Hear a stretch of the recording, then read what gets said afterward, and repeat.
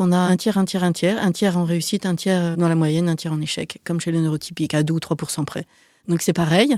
Ce qui est vrai, c'est que le parcours scolaire pour les enfants au potentiel est souvent très compliqué. D'une part parce que ça fait pas sens, et que sans sens, c'est compliqué pour les enfants au potentiel. D'autre part, la répétition, c'est super compliqué.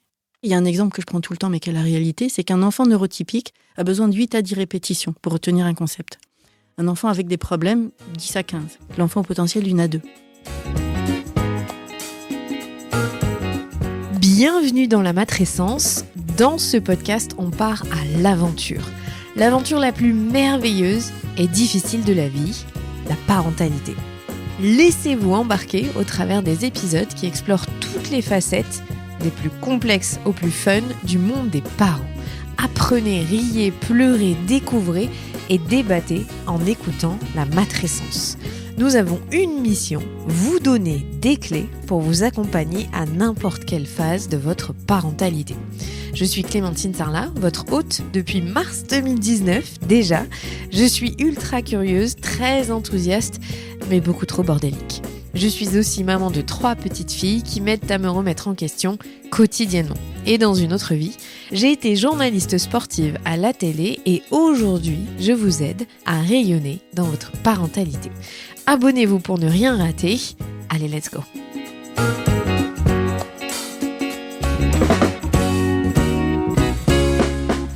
Depuis le lancement de ce podcast, je n'avais jamais parlé des particularités liées au haut potentiel. Pourtant, j'ai été diagnostiquée il y a 1 an avec cette différence, si je puis dire, mais je ne m'en suis pas intéressée plus que ça.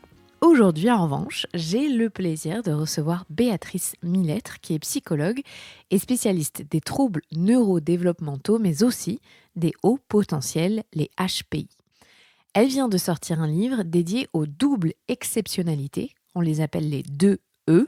Ce sont ces personnes qui cumulent plusieurs particularités, c'est-à-dire être haut potentiel associé à un trouble neurodéveloppemental.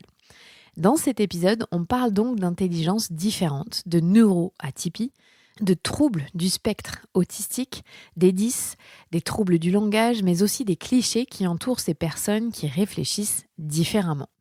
Si vous êtes parent et avez des soupçons, alors vous aurez des réponses à vos questions. Si vous êtes adulte et ne savez pas si vous êtes concerné, alors vous êtes au bon endroit. Je vous souhaite une très bonne écoute.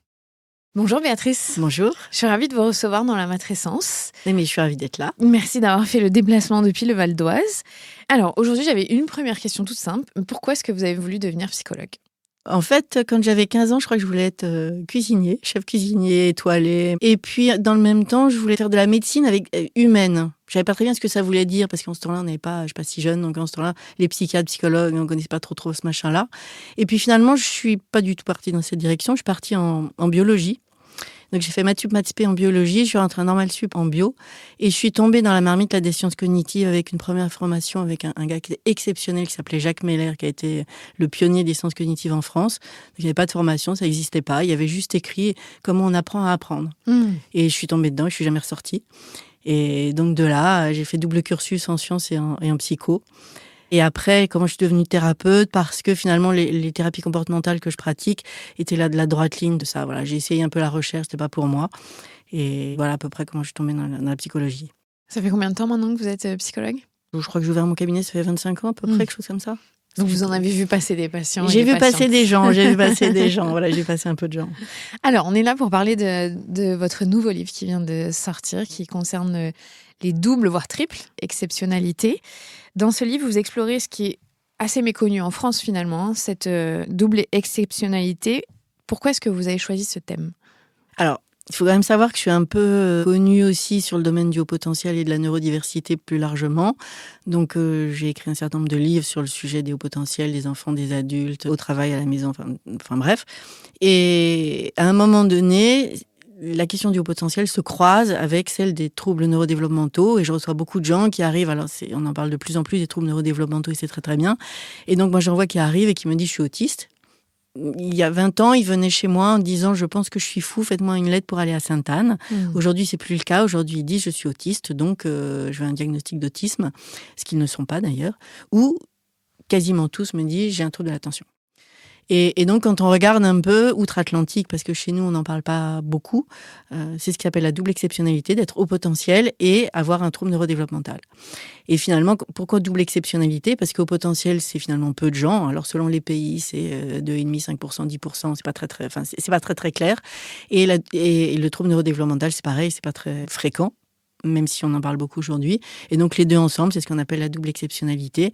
Alors, souvent triple exceptionnalité, parce que quand on est dans le spectre autistique, on a souvent une comorbidité, c'est-à-dire un autre trouble qui s'ajoute, la dyslexie ou le trouble de l'attention. Donc voilà, j'ai voulu en parler, d'une part pour dire aux gens que on peut être au potentiel sans avoir un trouble neurodéveloppemental. Souvent, les gens disent, mais tous les hauts potentiels ont un trouble de l'attention. Non, c'est pas le cas. Et que on peut avoir un trouble de l'attention ou être dans le spectre de l'autisme sans être non plus au potentiel. Et que quand on est les deux, finalement, on va pas fonctionner de la même façon que si l'on est juste un des deux. On n'accompagne pas quelqu'un dans le spectre de l'autisme de la même façon qu'un haut potentiel, ni qu'un neurotypique, ni que les deux à la fois. Donc c'est ça qui est important pour ouvrir les bonnes portes finalement. Alors, si on reprend depuis le début, pour les gens qui connaissent pas du tout ce monde, c'est quoi un neurotypique et quelqu'un qui est neurodivergent ?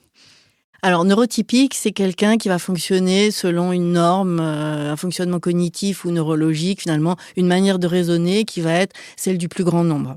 Alors, ça veut tout dire et ça veut rien dire, hein, parce qu'une norme, ça existe, mais ça n'existe pas, finalement, parce qu'il y a une norme qui est un raccourci de pensée pour nous permettre de comprendre tous un concept, et puis avec des disparités autour de cette norme. Donc ça, c'est le concept de neurotypique, finalement. Donc, encore une fois, des gens qui vont avoir un raisonnement un peu comme tout le monde. Donc, comme tout le monde, ça veut dire un peu le raisonnement logico-mathématique, l'enfant scolaire, ou voilà, des gens un peu... Alors, c'est un peu stéréotypé, mais c'est un peu ça. Et puis, la neurodiversité, ce sont toutes les personnes dont le fonctionnement cognitif s'éloigne de la norme. Et dans la neurodiversité, on met... Au tout départ, c'est parti du spectre de l'autisme. C'était les gens dans l'autisme qui revendiquaient d'être comme tout le monde, enfin d'être normaux autrement, si je peux dire. C'est un terme que j'utilise souvent, d'être normal autrement. Et ils revendiquaient de ne pas avoir de pathologie, de pouvoir s'insérer dans le monde comme tout un chacun. Donc c'est parti de là. Donc aujourd'hui, dans la neurodiversité, évidemment, se trouve le spectre de l'autisme, se trouvent tous les troubles neurodéveloppementaux, donc troubles de l'attention avec ou sans hyperactivité, les dyslexies, et on ajoute maintenant l'hypersensibilité et le haut potentiel. Alors ça, c'est très français d'ajouter le haut potentiel, parce que la France est un des rares pays à s'intéresser au potentiel adulte. Donc chez nous, quand on parle de neurodiversité, quand on regarde dans les entreprises, ou moi j'interviens aussi dans des conférences pour les entreprises, quasi toutes les personnes neurodiverses en entreprise sont au potentiel et autre chose, probablement. Ce qui est très spécifique à la France. Pourquoi ? Je ne sais pas pourquoi les Français sont quasi les seuls au monde à s'intéresser au potentiel adulte. Aux États-Unis, vous parlez de haut potentiel adulte. Ils savent pas, quand vous parlez de gifted pour les Américains, ils disent oui, les enfants. Comme si ça se transposait pas après. Et voilà, et après, on ne sait pas. Donc, ils ont des programmes pour accompagner les enfants. Et quand vous discutez avec les adultes, moi, ça m'arrive, j'ai des amis, et je dis, mais peut-être t'es pas TDAH, peut-être t'es au potentiel. Mais non, c'est que les enfants. Donc, pour une raison que j'ignore, au Québec, c'est pareil, je travaille pas mal avec les Québécois, que j'accompagne pour certains. Et les adultes ne sont pas du tout pris en considération. Donc, je ne sais pas pourquoi. Pourquoi est-ce que vous, dans la psychologie, vous vous êtes intéressé donc à ces personnes neurodivergentes, les hauts potentiels, l'autisme, le trouble de l'attention ? Qu'est-ce qui a fait que vous avez une patientèle, ou qu'en tout cas vous avez plus eu ce genre de cas à voir ? Je crois que c'est un peu le hasard.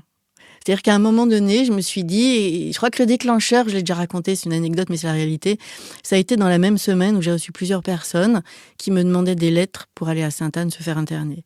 Et je me suis dit, mais c'est d'une violence inouïe, alors que ces gens, ils n'ont rien, ils n'ont pas de pathologie, ils sont juste autres. Et c'est là où j'ai commencé à creuser le sujet, parce que c'est pas enseigné en psycho, parce que ça n'est pas une pathologie d'être au potentiel. C'est des singularités, c'est un fonctionnement différent, ce sont des caractéristiques singulières, mais ça n'est absolument pas une pathologie, donc c'est pas enseigné. Donc de ce fait, j'ai creusé, j'ai exploré, j'ai lu beaucoup de publications, j'ai cherché, et c'est un peu comme ça que je suis rentrée dedans finalement. Mais alors tout à fait par hasard, j'avais beaucoup de gens qui étaient de ce profil-là. Donc ça tombait bien. Donc voilà, donc ça s'est fait un peu par hasard. Les gens qui arrivaient chez moi, alors je me souviens, les gens disaient, mais je comprends pas, t'as des gens au potentiel, nous on n'en a pas. Et ils disaient, mais nous on a beaucoup de gens état limite, personne borderline, état limite, l'époque où on en parlait beaucoup. Je dis, mais moi j'en ai pas. Et il y a un moment, j'avais un ami qui avait fondé une association sur la personnalité état limite. Et je lui dis, mais je comprends pas, tous ceux que tu m'adresses, ils sont aussi au potentiel. Il me dit, bah oui, ça va avec. Mais non, ça va pas du tout avec. Quand on prend les pathologies, les critères diagnostiques, il y a rien qui dit que les personnes état limite sont au potentiel. Ça n'a rien à voir du tout. Donc c'était assez bizarre quand même. Effectivement, moi j'avais beaucoup de gens au potentiel quand les autres n'en avaient pas beaucoup. Et ils avaient d'autres pathologies que j'avais pas beaucoup. Donc, ça fait un peu par hasard. Est-ce que vous aussi, vous correspondez à ces critères-là ? Peut-être. Peut-être. Peut-être. Alors, est-ce que vous pouvez nous dire, donc HPI, il y a beaucoup d'acronymes dans votre livre, hein, donc il faut arriver à suivre pour que les gens qui nous écoutent, les auditrices et les auditeurs, ne soient pas perdus. Donc, il y a HPI, TDAH, TSA, TSLA, HPLA, il y a toutes les 10. Oui. Donc, à quoi ça correspond exactement ? Alors, HPI, c'est au potentiel intellectuel. Pour les enfants, on dit EHP, je l'ai pas, on peut rajouter un acronyme, c'est enfant au potentiel, c'est le terme reconnu par l'Éducation nationale. Avant, on parlait d'enfants précoces ou de surdoués. Et donc finalement, on a pris le terme belge de haut potentiel et nous, on a ajouté au potentiel intellectuel. En France, justement, on parle beaucoup de... On peut pas enlever le intellectuel. Alors oui et non, parce que pour les enfants, il est pas mis. Mais ce qui pose la question ensuite de la définition. De où est-ce qu'on place la frontière de haut potentiel. Et donc chez nous, par exemple, un danseur étoile ne sera pas considéré au potentiel intellectuel, sauf s'il valide le test, alors qu'au Québec, une personne douée, pour eux, ils parlent de douée, toute personne... Enfin, comment dire ça ? Pour les Québécois, les personnes douées sont celles qui s'écartent de 10% de la norme en termes de capacité. Ce qui veut dire qu'un danseur étoile, il s'écarte évidemment de la norme en termes de capacité. Et donc, il est automatiquement considéré comme doué. Donc nous, ça dépend de l'évolution du concept de l'intelligence, et donc nous, on a gardé cette notion de intellectuel. On parlait avant intellectuellement précoce, et on a le haut potentiel intellectuel. Les Belges parlent de haut potentiel tout court, par exemple. Les Américains gifted et les Québécois de doué. Donc ça, c'est haut potentiel intellectuel, le HPI. Qu'est-ce qu'on a d'autre ? On a donc les troubles neurodéveloppementaux, les TND, troubles neurodéveloppementaux. On a des plans gouvernementaux aujourd'hui de meilleure connaissance et de prise en charge. Et dans les troubles neurodéveloppementaux, on a le trouble du spectre de l'autisme, le TSA. On ne parle plus d'autisme, on parle d'un trouble de spectre autistique parce que c'est un spectre avec à une extrémité des grandes difficultés, y compris la déficience intellectuelle et des troubles moteurs, et à l'autre extrémité, finalement très peu de troubles visibles en tout cas. Donc c'est pour ça qu'on parle de spectre. Qu'est-ce qu'on a ? On a le TDAH, le trouble de l'attention avec ou sans hyperactivité, dont on parle beaucoup aujourd'hui. Et on a le TSLA, les troubles du langage et des apprentissages, c'est ce qu'on appelait avant les dys, donc dysgraphie, dysorthographie, dyspraxie, voilà.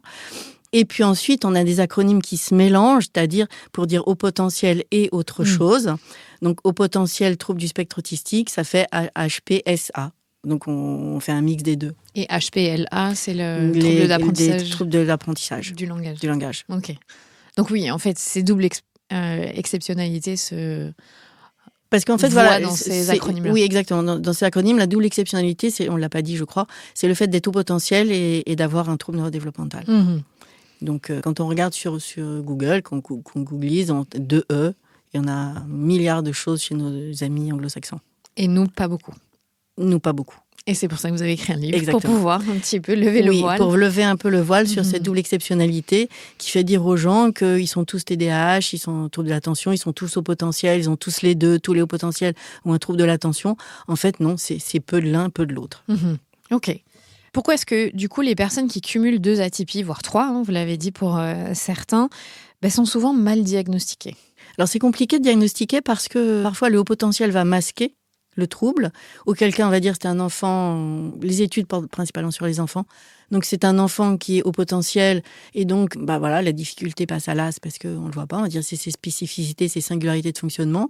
Soit on a un enfant dont le trouble va cacher le haut potentiel finalement, et on va dire ce sont ces difficultés qui sont présentes et on va s'adresser qu'à des difficultés, et soit les deux s'équilibrent, auquel cas on voit pas trop grand chose finalement.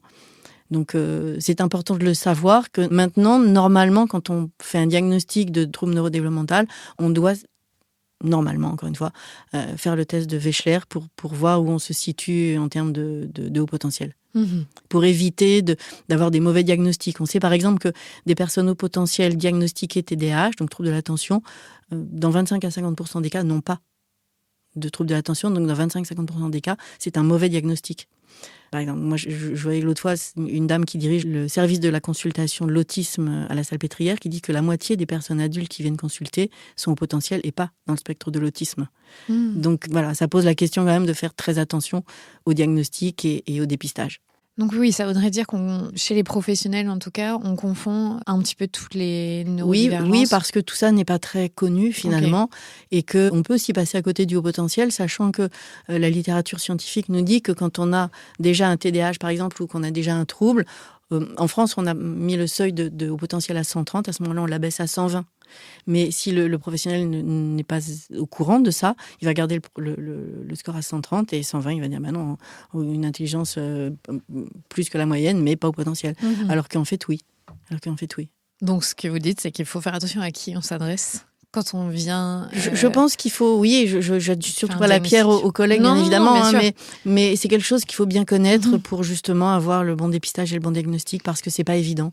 Et c'est pas évident quand on regarde de l'extérieur, effectivement, on se dit, trouble de spectre de l'autisme, difficulté de communication, trouble des interactions sociales et intérêt spécifique. Les hauts potentiels disent oui, mais moi les interactions sociales c'est pas mon point fort, parce que les petites conversations, la pluie et le beau temps c'est pas top, donc je rentre dedans.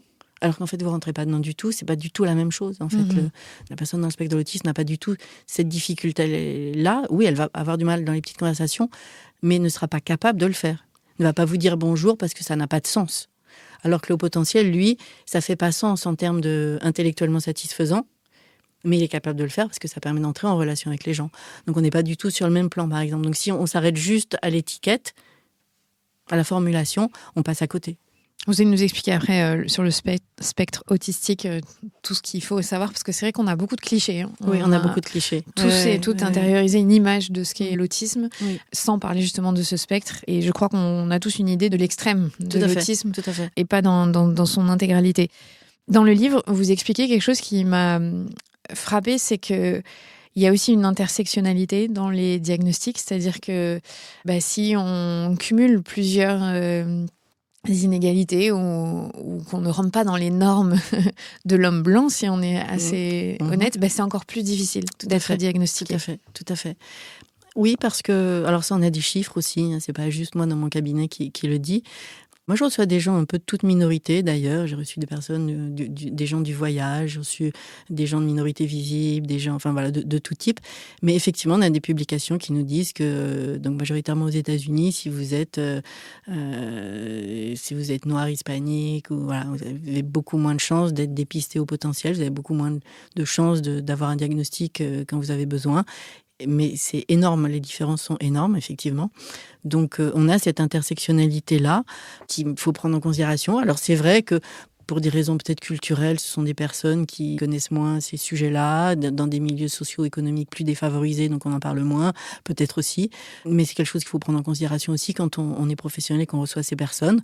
Enfin, moi, j'ai un exemple comme ça d'une famille que j'ai accompagnée d'origine maghrébine, mais ça, c'est un cas exceptionnel, mais la maman qui parle très mal français, qui est venue récemment en France, qui a épousé un monsieur qui a une maladie génétique avec un handicap intellectuel de 80%, donc voilà.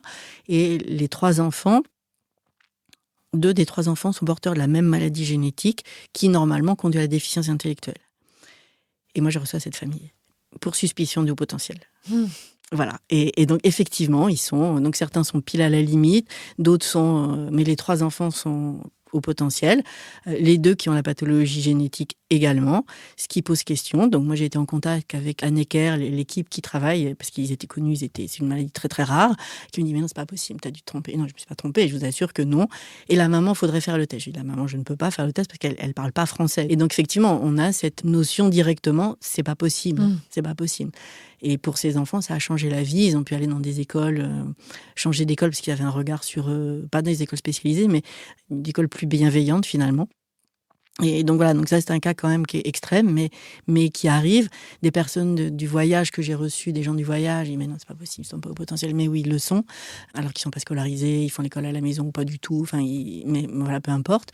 Et puis on a avec les minorités de la communauté LGBT, ça on a une intersectionnalité qui est connue maintenant, qui est avérée, qui est répertoriée. Alors dans quel sens ça va, on sait pas très bien, mais les personnes neurodivergentes sont plus, il y a plus de personnes LGBT ou LGBT-friendly dans les personnes neurodivergentes et inversement, dans les personnes LGBT-friendly, il y a plus de personnes neurodivergentes. Bon, de la poule et de l'œuf, je ne saurais pas dire, mais on a cette corrélation. On a cette corrélation. Là, le podcast, ça s'adresse à des parents. Donc, je pense qu'il y a plein de parents qui sont curieux sur ces thèmes-là, parce que, comme vous le dites, c'est des sujets dont on parle un peu plus. Il y a aussi un peu de mépris aujourd'hui en disant, oui, de toute façon, vos enfants, ils sont tous HPI, bien sûr, dès s'ils sont turbulents, c'est qu'ils ont un TDAH. Alors qu'on élimine le fait qu'il y a quand même potentiellement des gens qui ont une exceptionnalité. C'est vrai. Si on est parent d'un enfant, quels sont les signaux qui doivent nous alerter pour aller consulter, justement ? Alors souvent, les signaux, ils vont être envoyés déjà par l'école. Souvent, la première cause de consultation, c'est la maîtresse qui dit votre enfant devrait aller voir le psy. Ce qui n'est pas toujours le cas, d'ailleurs, ça ne devrait pas être le cas, mais c'est comme ça. Et je crois que quand vous avez... Oui, c'est difficile de faire la part des choses entre un enfant qui est turbulent, qui est juste un enfant, finalement, un enfant actif, et notamment un enfant au potentiel qui s'intéresse à plein de trucs, qui va être super actif. Il faut bien dire, les enfants au potentiel, c'est merveilleux. Vous parlez de tout avec eux. Et des fois, oui, il n'y a pas de sujet interdit. Alors, il faut les ajuster à leur âge, évidemment, mais on peut parler de tout. Ils sont curieux, vous les emmenez partout, ils sont contents. Mais en même temps, c'est une sacrée calamité parce que ça court partout, ça s'arrête jamais. Ils ont besoin de vous en permanence. Et donc, c'est là, on se dit, oui, mais celui-là, il est hyperactif, il est TDAH. Alors que pas forcément. Donc, on n'a pas, encore une fois, cette conjonction des deux obligatoire. Donc, qu'est-ce qui mène à consulter, je pense, quand vous avez un enfant, effectivement, qui va courir partout, qui ne peut pas s'arrêter. Ça, c'est vrai. C'est un peu l'image du petit garçon TDAH, mais c'est une réalité en partie quand même, notamment pour les garçons. Donc, si vous avez un enfant qui ne peut pas s'arrêter, mais jamais, c'est-à-dire que, comment je vais dire ça, le trouble neurodéveloppemental, il est présent dans tous les compartiments de la vie. Parce qu'on nous dit souvent, oui, à l'école, il est comme ça, il n'écoute pas en classe, il est turbulent, il perturbe la classe, mais à la maison, pas du tout. À la maison, il est sage comme une image, il est capable de faire un puzzle pendant 2 heures, il peut faire ses Legos pendant 1 heure, il peut lire un livre, Alors, on ne parle pas des écrans, parce que c'est autre, ça compte pas. Pour rester sans bouger, ça marche pas.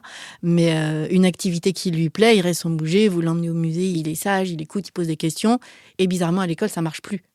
Donc ça peut pas être un trouble neurodéveloppemental, parce que le trouble neurodéveloppemental, il est présent partout, dans tous les compartiments. Et donc, à ce moment-là, il faut se poser la question de peut-être qu'est-ce qui se passe autrement qui ne marche pas à l'école. Mais on peut quand même consulter pour avoir des éléments de réponse, en tout cas. Et concernant le haut potentiel, ils ont quasi jamais de langage bébé.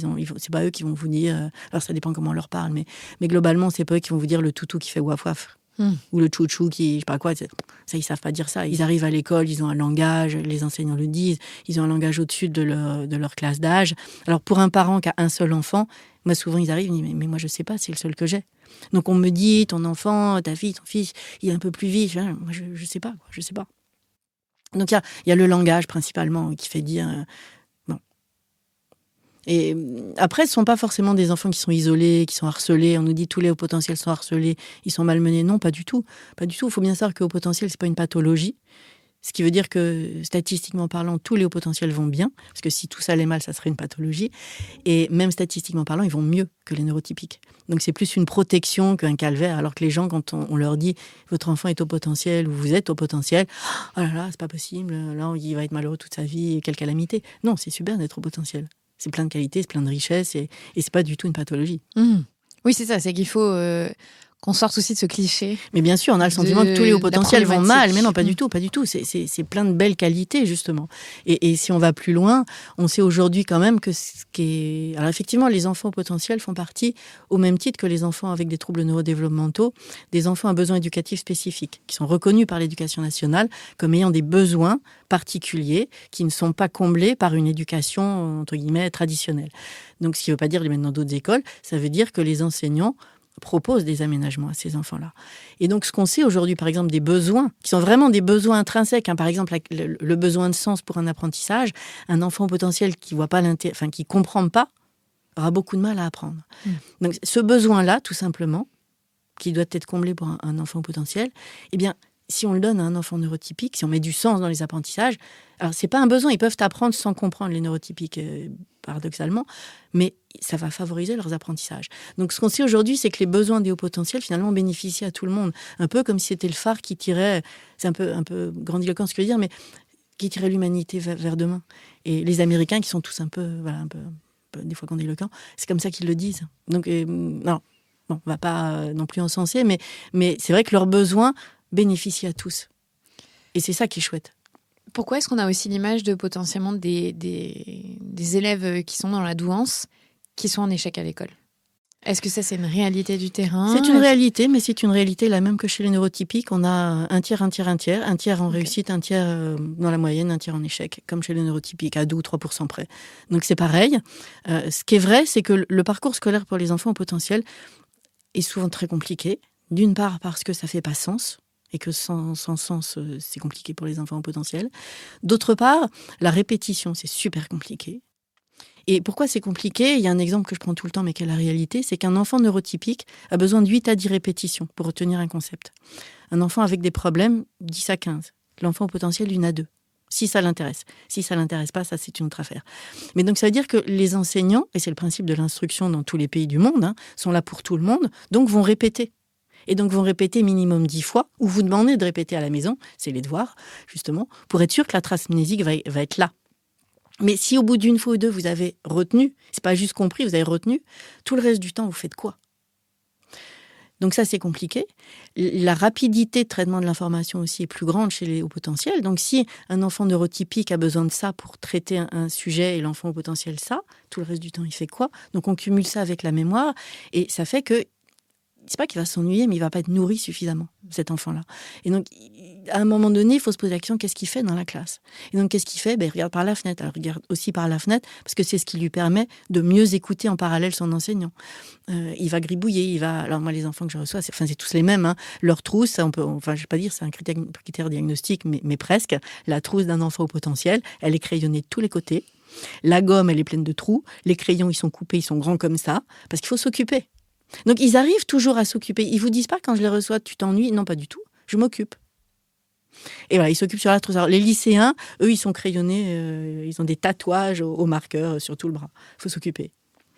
Donc, voilà pourquoi faut les aider à ce que le temps devienne moins long et enrichir un peu leur parcours. En fait, les enfants au potentiel, ils veulent pas grand-chose. Ils veulent des enseignants bienveillants. Voilà. Et ils veulent apprendre des choses. Donc, un enseignant qui va être exigeant, ça leur convient parfaitement. Parce que ils apprennent, ils sont là, on laisse pas passer des erreurs. Pour eux, ça n'a aucun sens, finalement.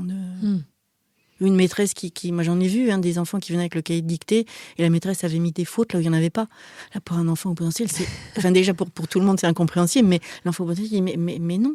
Mais ça, avec le sens de la justice qui est un peu chevillé au corps, dites, mais non. Et là, vous les perdez.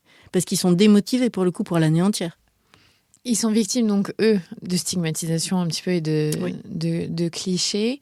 Au final, si dans une école, ça se passe bien, c'est un atout. C'est ça que vous dites, c'est d'avoir un enfant comme ça. Parce que ça va être un leader ou un enfant qui va... Oui, ce sont des enfants qui sont... moteurs. Qui sont leaders, qui sont moteurs. Ils aiment bien être tuteurs aussi des autres enfants, donc ça c'est chouette, les enseignants ils le savent et ils les prennent comme tuteurs pour un enfant qui a plus de difficultés. Sur des projets, ils sont force de proposition, ils sont créatifs, ils ont de l'imagination, ils sont capables de... Alors ça leur joue des tours aussi de faire des liens et de proposer des idées neuves, ce qui n'est pas forcément ce qu'attend un enseignant, mais oui, ce sont des atouts dans une classe et de toute façon il y en a au moins 1 ou 2 par classe, donc on ne peut pas faire sans. Ah oui, statistiquement ça voudrait dire qu'il y en a 1 ou 2 par classe. À peu près. C'est beaucoup quand même. Oui, c'est beaucoup. Oui, c'est beaucoup. C'est beaucoup. Et donc, dans cette stat, si on prend la double exceptionnalité, il y en aurait 1 toutes les 2 classes, ça Oui, quelque chose comme ça. Okay. Oui, quelque chose comme ça. Donc là, par contre, on est sur une difficulté différente. On est sur une difficulté différente. Parce que, et c'est là aussi où c'est compliqué à accompagner, parce que c'est cette image, en fait, d'une couleur. Vous avez le haut potentiel qui serait bleu et le trouble neurodéveloppemental qui serait jaune, ça fait quelqu'un de vert. Mais c'est pas indissociable. C'est comme si on demandait d'enlever les fibres de couleur. On peut pas, une fois que vous avez fait votre couleur verte, comment vous enlevez les pigments ? On peut pas, tout est mélangé. Donc tout s'imbrique. Et effectivement, il faut savoir ce qu'on en fait de cette imbrication-là. Et si on accompagne une personne comme si juste elle était autiste ou juste comme si elle était atteinte d'un trouble de l'attention, on va passer à côté parce que... par exemple, sur quelqu'un de dyslexique qui a des difficultés donc de lecture, on va dire, on va lui donner, traditionnellement, c'est ce que fait les enseignants, ils sont outillés pour accompagner les gens qui ont des troubles neurodéveloppementaux. Pour les dyslexiques, on va leur donner par exemple un manuel avec des lettres écrites plus gros, avec moins de lettres et plus d'images. Donc en gros, on va leur donner des mots qui sont, entre guillemets, pas intéressants. pour qu'ils puissent les lire facilement. Et ce qui est vrai, ils peuvent lire le mot. Mais un enfant au potentiel qui a un vocabulaire plus élevé, même s'il n'arrive pas à lire, il a un vocabulaire, il a une conception du monde, il a une maturité plus importante, et il a besoin de sens. On lui donne à lire Le Poisson rouge, mais il ne va pas rentrer dans l'apprentissage, parce que ça ne va pas lui parler, ça ne fait pas sens. Et donc, si vous lui donnez par contre des métaphores, une poésie avec des métaphores, ou Le Poisson rouge, ce qu'on veut, ben là, il va rentrer parce qu'on va lui demander d'aller chercher plus loin, d'aller chercher du sens, d'aller créer du lien et d'aller réfléchir. Et là, il va pouvoir rentrer dans la lecture. Donc, si on fait ça avec un enfant neurotypique, dyslexique, on va le perdre. Si on donne à un enfant au potentiel et dyslexique juste un petit mot à lire, on va le perdre parce qu'il n'a pas d'intérêt. Donc, c'est là où c'est important de prendre les deux en considération. Ce qu'on ne fait pas à l'heure actuelle, ou très très peu finalement. Parce que là, ça demande encore plus d'aménagement. Et de compréhension aussi. Ça demande de la compréhension. Ça demande de regarder les enfants, et les enseignants nous disent effectivement on n'a pas le temps de faire un cours particulier à chacun, ce qui est vrai, et ça sera jamais la solution de demain de faire un cours particulier en même temps à 30 élèves dans une même classe. Mais par contre, l'enseignant, il vit avec les enfants, donc il les voit. Et s'il voit il voit que l'enfant il a des capacités. Donc s'il voit à un moment donné qu'on lui donne un truc et qu'il le lit pas, on peut se poser la question. Moi, j'ai vu des bulletins d'enfants où au premier trimestre, il y a écrit acquis, compétence n'importe laquelle acquise. Au deuxième trimestre, non acquis. Je dis, mais comment c'est possible ça ? Si vous savez marcher un moment, le lendemain, vous savez toujours marcher. Pourquoi à un moment, vous marchez, le lendemain, vous ne savez plus ? Et c'est pas écrit, je sais pas quoi, c'est marqué non acquis. Donc, on a des acquis. C'est pas possible. C'est juste pas possible. C'est que l'enfant, ça lui a tellement cassé les pieds qu'il a arrêté. Par exemple, c'est un signe. Mais oui, ça c'est un signe, effectivement. Okay. Mais je vois pas comment un enseignant peut dire oui, il sait faire et le lendemain il sait plus. Ou alors il y a un problème d'évaluation. Mais ça, c'est pas possible. Est-ce que les enfants qui ont une double exceptionnalité peuvent être plus faire partie du tiers qui est en difficulté à l'école, du coup ? Oui, ça peut. Ils vont avoir plus de chances d'être dans ce tiers-là. Mais déjà, quand on a un trouble neurodéveloppemental, on a plus de difficultés dans les apprentissages. Et donc, quand on n'a pas les bons aménagements, effectivement, on peut accentuer la difficulté. Et à l'inverse, est-ce que les hauts potentiels qui n'ont pas une difficulté en plus sont ceux qu'on a vus dans notre enfance sauter des classes Pas forcément. Ok, donc c'est un cliché qu'on peut avoir. Oui, alors c'est vrai que dans les aménagements de l'éducation nationale, le saut de classe est souvent proposé parce que ça marche et c'est facile. Donc on mettait l'enfant dans la classe du dessus, c'est assez facile. Alors ça marche ponctuellement, c'est-à-dire que l'enfant qui a des facilités, vous le mettez dans la classe du dessus, ça va faire émulation, il faut qu'il rattrape un an qu'il n'a pas fait. Donc là, il est à fond dedans, il rattrape. Mais si on n'intervient pas, si on n'explique pas à cet enfant quel est son fonctionnement et si on ne lui donne pas des stratégies pour fonctionner en adéquation avec lui-même, eh bien, au bout d'un moment, ça s'arrête. Et c'est comme ça qu'on a des enfants qui sautent une classe, deux classes, trois classes, 5 classes. La plus jeune bachelière, je crois, avait 11 ans et demi. Mais on peut. Là, moi, j'accompagne un petit garçon, il a 5 ans et demi, il est en CE1. Ah oui. Il a sauté 2 classes déjà. Et ça va très très mal, mais pour d'autres raisons. Et moi, je dis à ses parents, je dis à ses deux papas, mais on lui fait pas passer le bac là quand même. Faut s'arrêter. Il va pas passer le bac là tout de suite.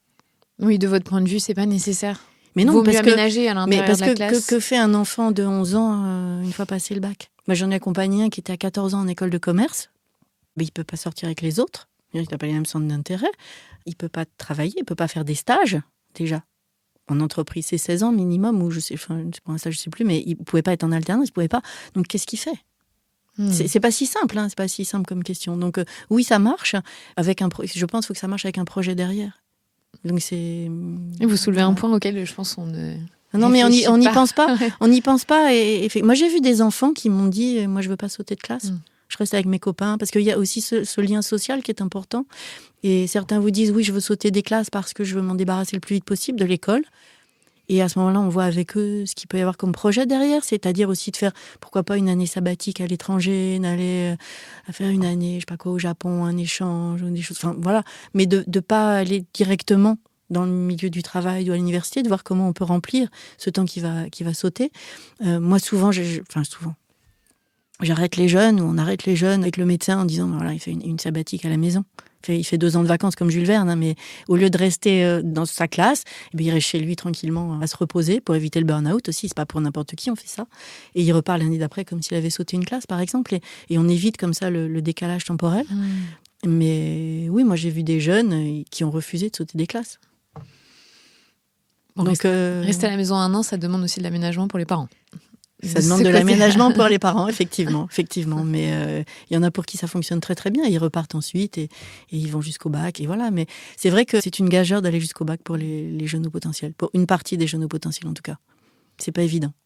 Tout à l'heure, vous mentionniez, pardon, j'ai du mal à parler ce matin, je suis réveillée tôt, que le haut potentiel, c'est une sorte de carapace qui protège, qui fait qu'on s'en sort mieux dans la vie finalement. Les études montrent qu'ils vont mieux, c'est-à-dire qu'il y a moins de problèmes de maladie mentale. Oui. C'est quoi la réalité meilleure santé ça physique aussi et moins de problèmes de santé mentale. Oui, c'est ce que les publications nous disent, effectivement, contrairement à l'idée reçue, qui est que tous les hauts potentiels vont mal.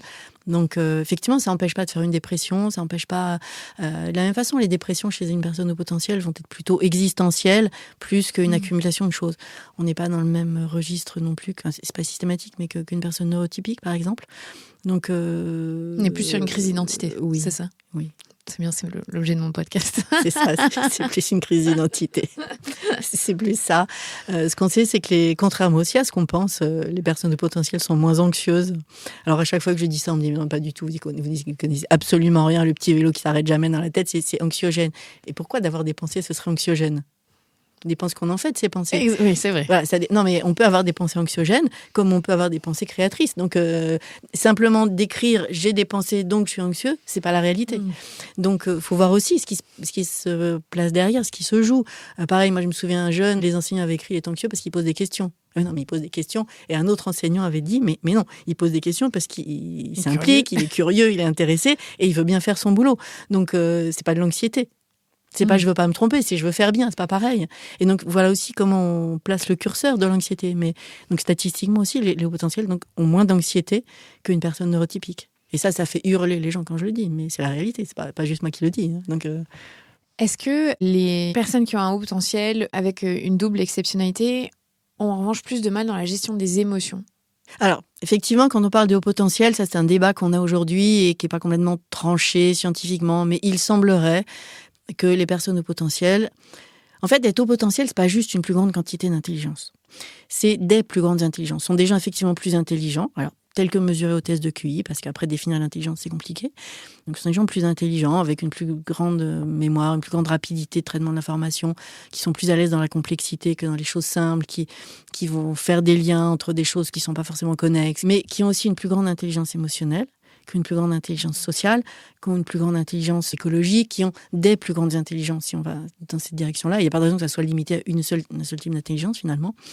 Et donc, y compris la plus grande intelligence émotionnelle. Qu'est-ce que ça veut dire ? Ça veut dire que ce sont des gens qui ont un plus grand registre de langage en ce qui concerne les émotions, qui ont un plus grand vocabulaire pour parler des émotions.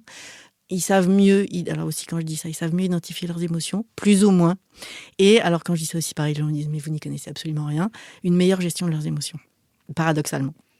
Pourquoi ? Parce que ça veut dire que ce sont des gens, en fait, ils sont intenses finalement en émotion. Donc devant un brin d'herbe, baf, ils ont l'enthousiasme qui grimpe tout là-haut. Le neurotypique, un brin d'herbe, bon. Eux, ils sont grimpés tout là-haut. Donc ils peuvent aussi descendre très bas. Mais ils descendent très bas, mais ils savent aussi que le lendemain, ils vont remonter. Ils vont se coucher sous la couette toute une journée. Le lendemain, c'est fini, c'est passé. Et moi, je pense une jeune fille qui était venue avec ses parents et parce qu'elle faisait le yo-yo émotionnel, me dit, mais de toute façon, tu sais bien, demain, c'est fini, quoi. Donc je le sais, il n'y a pas de sujet. Et quand ils sont là-haut, en émotion, ils vont quand même faire ce qu'il y a à faire dans les situations données. Donc, et ça, moi, j'ai des exemples, j'en ai tout le temps. Je me souviens, une femme qui est venue me voir et elle me racontait avec une amie infirmière, elle était au square et il y a un enfant qui tombe. L'enfant infirmière, elle s'est figée, elle n'a pas su quoi faire. Bon, c'était son petit neveu, mais peu importe. Donc, elle s'est figée. Et la dame, qui n'était pas du tout infirmière, elle a fait les premiers soins, elle est partie. Elle a fait ce qu'il fallait. Donc, ça veut dire une personne au potentiel, même là-haut dans son émotion, là, ça devient le guerrier qui dépote. Les émotions, on les tient à distance, il n'y en a plus. Et on fait ce qu'il y a à faire.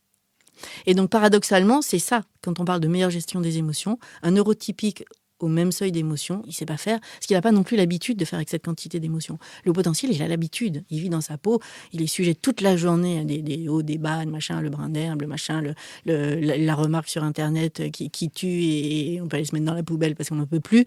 Enfin, mais voilà, c'est toute la journée. Mais au fil du temps, ils ont appris à faire avec, finalement. Et donc, paradoxalement, la sensibilité, on n'a pas dit, mais l'hypersensibilité, l'empathie, les valeurs, ça fait partie de cette intelligence émotionnelle, finalement. la capacité de réagir dans des moments de grand stress et d'être très efficace, ça fait aussi partie du TDAH, de ce que j'avais lu, ou c'est lié que au HPI? Pas forcément. Okay. Alors, ça peut être lié à plein de personnalités, finalement. Mais on constate ça fréquemment chez les hauts potentiels, effectivement. D'accord. Est-ce qu'il y a un cliché aussi qui me vient en tête des hauts potentiels chez les enfants? Ce sont des enfants qui sont passionnés par les dinosaures, par ce monde-là. Est-ce que c'est un cliché ou il y a une réalité derrière ça? Alors, les dinosaures passent pas forcément, mais ce sont des enfants qui s'intéressent à plein de choses, effectivement, et qui posent des questions, et qui se posent des questions. Donc, il y a les dinosaures, il y a, dans les clichés, les dinosaures, la préhistoire, les planètes. Et on va ajouter la métaphysique avec la mort, parce que ça, souvent, à 4 ans, il met la mort, les questionnements avant de se coucher, évidemment, sinon c'est pas drôle. Pour les parents, sinon c'est pas drôle. Et donc, sont des sujets. Et contrairement aux troubles du spectre autistique, sont des sujets qui vont évoluer. Ils vont pas rester sur un seul sujet figé, ils vont passer de l'un à l'autre, ils n'en ont pas que un ou deux ou trois. Et à un moment, ça va être peut-être les dinosaures, à un moment, ça va être les animaux de la ferme, à un moment, ça va être la préhistoire, ça va être oui, les planètes, ça va être un peu la mort, les Égyptiens, etc. En fonction de ce qu'ils découvrent autour d'eux, finalement. De quoi ils se nourrissent, quoi ils se nourrissent. Et ce sont vraiment des enfants qui ont cette curiosité, cette ouverture d'esprit, plus que de la curiosité, et qui s'intéressent à tout, finalement. Et c'est différent, donc vous le disiez, d'enfants qui sont sur le spectre autistique. Est-ce que vous pouvez définir déjà pour que tout le monde comprenne bien et quelles sont les caractéristiques donc? Alors, dans le spectre de l'autisme, on a en fait 2 critères diagnostiques principaux qui sont les troubles des interactions sociales et les intérêts spécifiques. Alors souvent, on nous parle de sensorialité, c'est pas un critère obligatoire. Donc les 2 critères obligatoires sont les troubles des interactions sociales et, encore une fois, les intérêts spécifiques. Mais chez les personnes au potentiel, on peut se dire, ils ont des intérêts spécifiques, les dinosaures. Sauf que, de manière très caricaturale et un peu réductrice, et je m'en excuse pour les gens dans le spectre de l'autisme, mais réductrice, les personnes au potentiel vont aller au fond des choses, ils ne vont jamais s'arrêter. La personne autiste va plutôt, entre guillemets, tourner en boucle, finalement. Alors, en évoluant aussi, donc on n'est pas sur le même registre. Moi, j'ai un petit garçon comme ça que j'accompagnais, qui était double exception dans le spectre autistique, et il était fan de foot. Mais pas les cartes des joueurs qui s'échangeaient et il pouvait pas en parler avec les copains parce que lui, il avait un livre de scores de matchs de foot. Il connaissait, et son livre, il est tourné en boucle, les scores des matchs de tous les pays. Alors, il pouvait vous dire, en 2022, en Australie, tel jour, telle heure. Voilà. Et ça, les copains, ça les intéressait absolument pas. Ils voulaient changer les cartes. Et lui, les joueurs, la tête, les cartes, machin, ça l'intéresse pas du tout. C'était vraiment tourné en boucle sur son livre. C'était son livre de chevet, le score de foot. Donc, sur les intérêts spécifiques, on n'est pas exactement sur le même registre. Et sur la communication, non plus. Donc, comme je disais tout à l'heure, les personnes au potentiel ont beaucoup de mal avec les petites conversations fatigue. C'est pas très, très intéressant. Parce que c'est pas enrichissant. Ça apporte pas des connaissances. Parler de métaphysique, de dinosaures, de n'importe quoi, d'un sujet que vous connaissez pas, ça, d'accord. Parler de « qu'est-ce que t'as fait aujourd'hui? Ah oui, mais il pleut, machin, j'ai mangé ça. » Et puis, les couches du petit dernier, ça apporte rien. Donc, pour eux, c'est compliqué. Mais ils peuvent le faire parce que c'est intéressant dans le sens où ça a un intérêt pour la personne avec qui ils interagissent. Sur la relation. Sur la relation, exactement. Alors que, moi, je recevais à un moment donné une personne dans le spectre autistique qui connaissait les anniversaires des gens, voilà.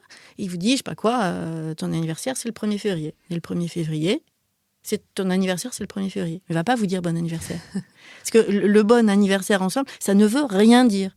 Et si on réfléchit sémantiquement, ça veut rien dire. Fait d'un bon anniversaire, bonne date de naissance, ça ne veut rien dire. Et donc, vous avez beau lui expliquer, oui, mais c'est poli, c'est machin, ça veut rien dire. Donc, t'es né aujourd'hui, pouf, c'est tout. T'es né le 2 février et ça s'arrête. Avec même pas l'idée que c'est pas un jour spécial, finalement.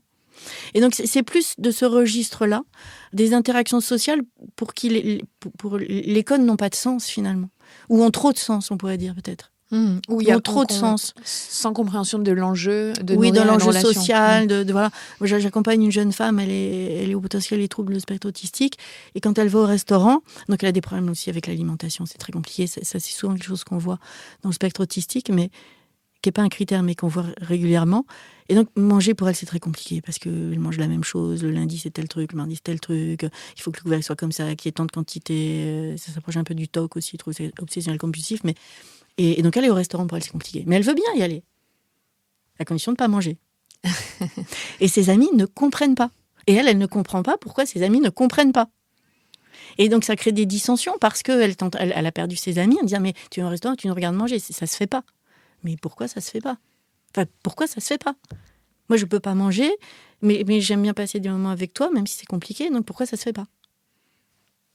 On n'est pas sur le même registre. En fait, nous, on n'est pas très ouverts, au final. Non, on n'est pas... C'est vrai que les autistes sont des gens très, très... Enfin, comme je disais tout à l'heure, il y a trop de sens, peut-être. Ce sont des gens qui sont Ils très n'ont pas ouverts. de normes, ils s'en non, fichent. ils s'en fichent. Oui. Pour eux, la norme n'a pas de sens.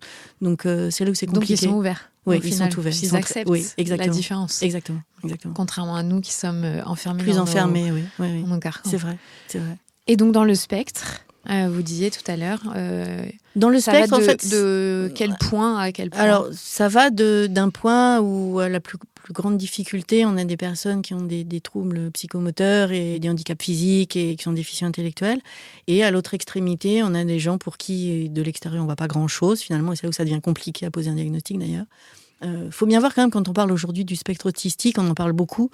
Il y a des gens qui disent « Oui, mais en fait, moi, je suis autiste, mais je suis mal diagnostiqué, les gens ne savent pas dire. » Oui, mais les gens ne savent pas dire parce que quand même, la majorité des personnes dans le spectre autistique sont à la limite de la déficience intellectuelle ou en tout cas en dessous de la moyenne. Et quand on parlait avant d'Asperger, qui est une terminologie qui n'existe plus, on disait autiste de haut niveau, ça voulait dire autiste qui n'avait pas de déficience intellectuelle, c'est-à-dire autiste avec un QI de plus de 70. Donc la norme du QI, c'est 100. Déficience intellectuelle, c'est en dessous de 60. Et au potentiel, c'est au-dessus de 70, pardon, et au potentiel au-dessus de 130 en France. Donc on disait autiste de haut niveau à QI de plus de 70. Et ça a été confondu avec des personnes au potentiel, finalement, ce qui n'est pas du tout la même chose. Et donc, la majorité des personnes dans le spectre autistique sont plutôt dans la moyenne ou la moyenne basse de l'intelligence, finalement. Et donc, on a aujourd'hui 3 degrés d'autisme, finalement, dans le spectre. Des gens qui ont, c'est écrit comme ça dans les critères diagnostiques, besoin de beaucoup d'aide, critère 3, moyennement d'aide et un peu d'aide. Mais il n'y a nulle part écrit, et c'est là où, personnellement, moi, ça me pose problème quand on parle de l'autisme. Il n'y a pas écrit personnes qui n'ont pas besoin d'aide. Et donc, quand on voit aujourd'hui tous ces diagnostics qui fleurissent, faut savoir que dans le spectre de l'autisme, on est parti d'une prévalence de 1 sur 1000, une personne sur 1000. Aujourd'hui, on est à 1 sur 50. Oui. 1 sur 50 1 sur 50. Et honnêtement, moi, je connais, je peux faire les pré-diagnostics, les pré-bilans. J'adresse systématiquement aux consultations spécialisées, les centres de diagnostic d'autisme, parce que c'est trop complexe. C'est trop complexe. Je ne saurais pas repérer tous ces gens-là. Donc, effectivement, il y a des critères ce sont des gens qui peuvent être très fatigués parce qu'ils masquent toute la journée. Ce sont des gens qui ont beaucoup d'anxiété, qui ont besoin de beaucoup de rituels. Mais tout ça, c'est pas les critères diagnostiques purs et durs, finalement. Donc, une personne sur 50 aujourd'hui. Pourquoi ça a baissé ? Il y a eu... Alors, il y a une meilleure connaissance du trouble. C'est un trouble qui a beaucoup été étudié dans les dernières décennies. Donc, on a une meilleure connaissance. Il y a une meilleure... connaissance aussi du milieu médical. Aujourd'hui, il faut savoir que chaque médecin généraliste, dans le plan TND 2024 du gouvernement, troubles neurodéveloppementaux du gouvernement, doit passer des bilans aux enfants. Alors, je ne sais plus les âges, mais ça doit être 6 mois, je ne sais plus si c'est 3 mois, mais 6 mois, 9 mois, 1 an, 3 ans, 5 ans. Enfin, régulièrement, dans les visites de contrôle, ils doivent faire ces bilans-là. Donc, ils ont des cahiers à remplir pour adresser ensuite aux plateformes d'orientation des troubles neurodéveloppementaux, le cas échéant. Ce qui n'était pas le cas jusque très récemment. Donc aujourd'hui, les médecins généralistes et médecins tout court, pédiatres, sont mieux formés et donc ont une meilleure connaissance des critères diagnostiques pour orienter ensuite vers les bonnes personnes. Donc je pense qu'il y a ça aussi. Après, honnêtement, moi, je suis un peu perplexe. Je sais que c'est un de mes domaines. Oui, non, le chiffre, il est celui-là dans le monde entier. Donc...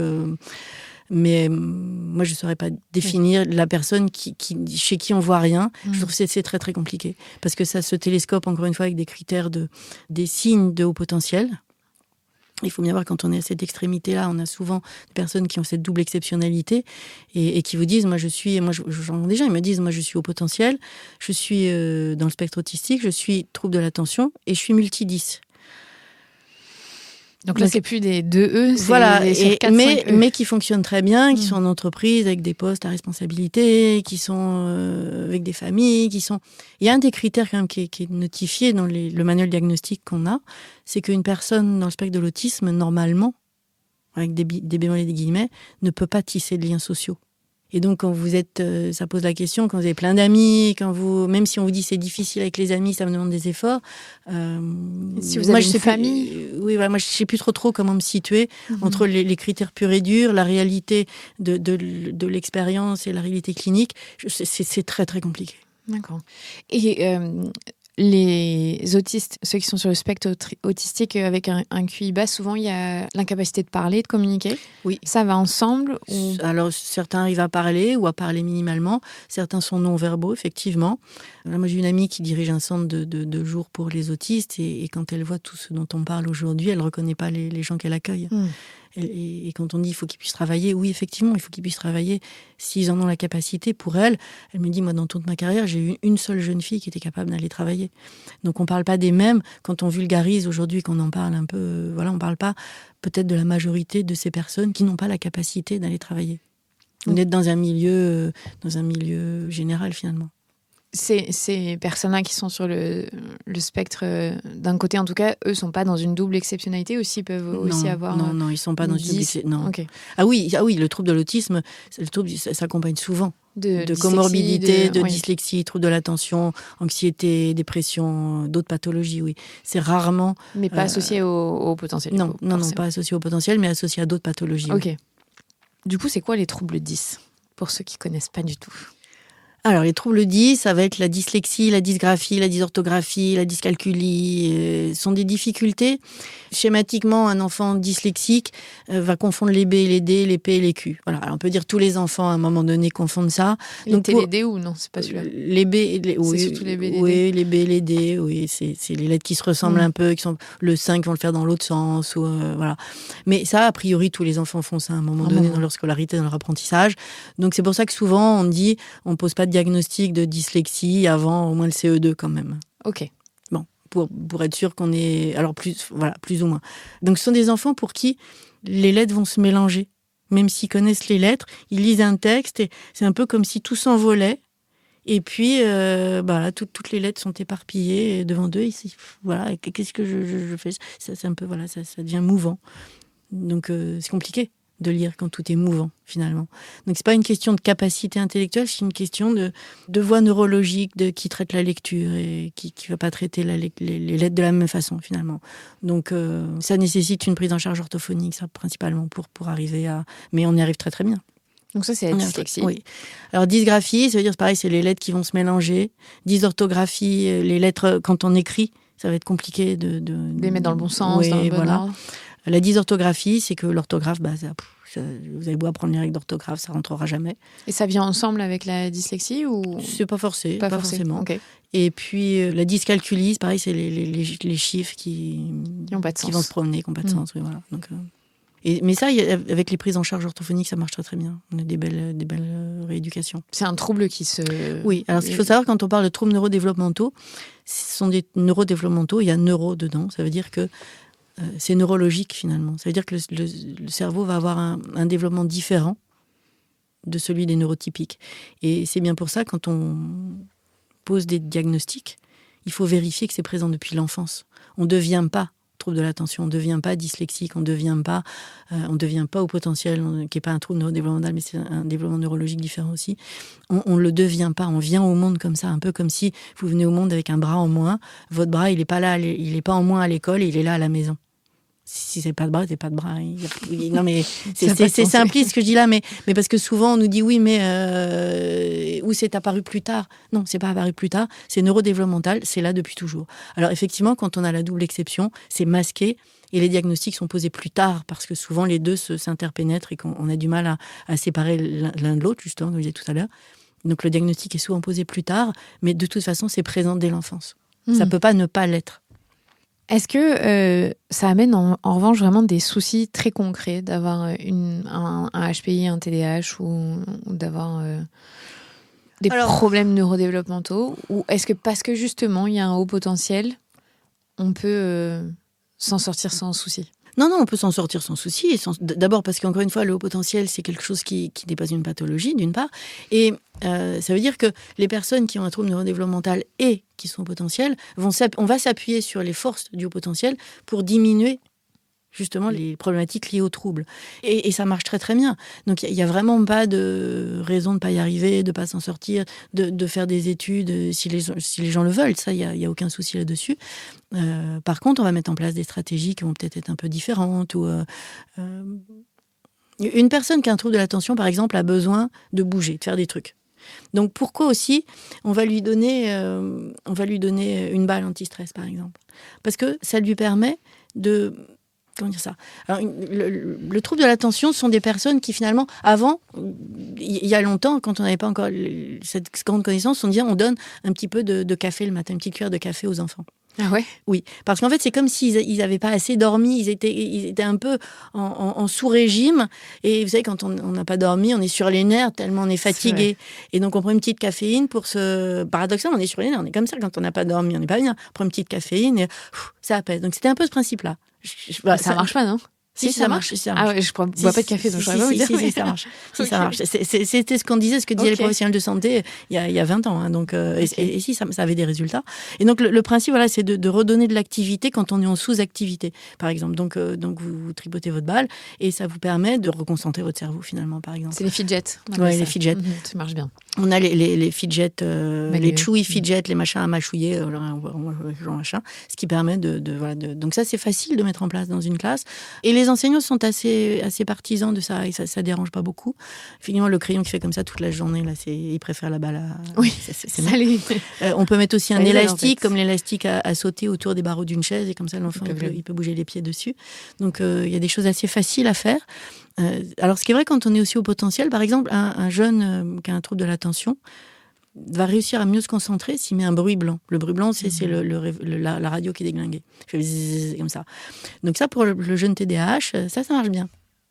En général, le jeune au potentiel, ça le fait sauter dans les murs et ça le crispe. Par contre, le jeune au potentiel, il met de la musique et ça l'aide. Et donc, c'est là où il faut trouver l'équilibre entre les deux. Parce que, en fait, pourquoi ça aide le jeune au potentiel ? Parce que souvent, on dit au potentiel, ils ont un trouble de l'attention. Mais en fait, pas du tout. Ce qui va avec le potentiel aussi, je disais tout à l'heure, c'est une plus grande intelligence émotionnelle et aussi une plus grande sensorialité. On parle souvent d'hypersensorialité. Ça veut dire que leurs sens, on dit c'est œil de lynx, c'est mémoire d'éléphant, mais voilà, ils ont les sens en permanence aux aguets. Et donc, ce qui fait qu'ils voient en vision périphérique. Donc là, ils voient en vision périphérique passer, je sais pas quoi, une voiture.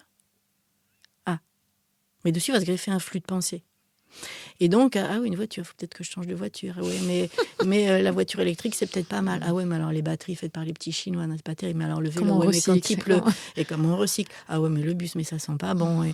Et le métro, mais c'est tout le temps un peu de ce truc-là. Et donc, quand vous faites ça, vous avez créé un flux de pensée. C'est la pensée aussi par association d'idées qui fait que vous avez oublié votre dossier. Maintenant, et moi quand je dis ça, les gens, mais ça marche à tous les coups. Vous mettez votre téléphone à côté, avec vos oreillettes, et vous avez un film que vous connaissez par cœur. Voilà. Quand vous êtes en train de traiter votre dossier, à un moment, le cerveau, il a besoin de s'arrêter, il fait une pause. Donc soit il va regarder ce qui se passe dans la rue, et là il est parti, parce que c'est intéressant, en même temps ça pose des questions, soit, un peu les œillères du cheval, je suis dans mon dossier, je sais que je vais faire une pause, et je vais là. Ça, je le connais par cœur. Donc je reste dessus, c'est pas intéressant, et bam, je reviens. Voilà. C'est une stratégie pour pas exactement, c'est une stratégie pour pas partir, et la musique de la même façon. Et c'est ce qui permet de rester concentré sur son dossier. Une personne qui a un neurotypique, s'il fait ça, lui regarde son film, et ça marchera pas. Une personne qui a un trouble de l'attention risque aussi de rester dispersé dessus. Donc quand on a les deux, faut jongler entre trouver la bonne stratégie, effectivement, qui correspond à cette personne donnée et pas à toutes. Mais effectivement, moi, quand je dis ça, moi, j'ai des gens, ils sont au boulot, ils regardent. Moi, j'ai une jeune femme, elle est chercheur, elle regarde Tintin ou Astérix. Je les connais par cœur. Et après, hop, elle re-switch sur ça marche super bien. Son travail. Voilà, ça marche super bien. À tester chez vous si vous écoutez. Mais oui, mais ça marche très bien. Bien sûr. Est-ce que le haut potentiel est héréditaire ? Il y a une composante. Il y a une composante héréditaire, il y a une composante environnementale. Donc ça veut dire que, comme le trouble neurodéveloppemental, il y a une composante héréditaire, génétique. et une composante pour le haut potentiel environnemental. Ça veut dire que si vous êtes dans un environnement favorisant, vos parents vont répondre à vos questions, vont vous parler des planètes et vous emmènent au planétarium. Si vous parlez de je sais pas quoi, vous montre une pièce de théâtre, vous emmène voir une expo, même virtuellement, hein, si on n'a pas beaucoup de sous pour aller au théâtre tous les jours, voilà. Vont un peu nourrir votre curiosité. Là, votre potentiel va s'exprimer. Si vous êtes dans un environnement où il n'y a pas tout ça, pour 1000 raisons, pour des raisons d'éducation, de parents qui n'ont pas compris ce que c'était, qui veulent pas, qui n'ont pas de sous, que tout a ce qu'on veut, mais le potentiel va pas s'exprimer. Et donc on sait que, entre guillemets, le gène de l'intelligence peut être bridé jusqu'à 60% par l'environnement. Ah oui. Donc c'est un sacré chiffre quand même. C'est beaucoup. 60%. Oui, c'est beaucoup. Mais moi, je reçois beaucoup de gens qui sont non pas bridés, mais qui sont, moi je dis toujours, à l'envers d'eux-mêmes.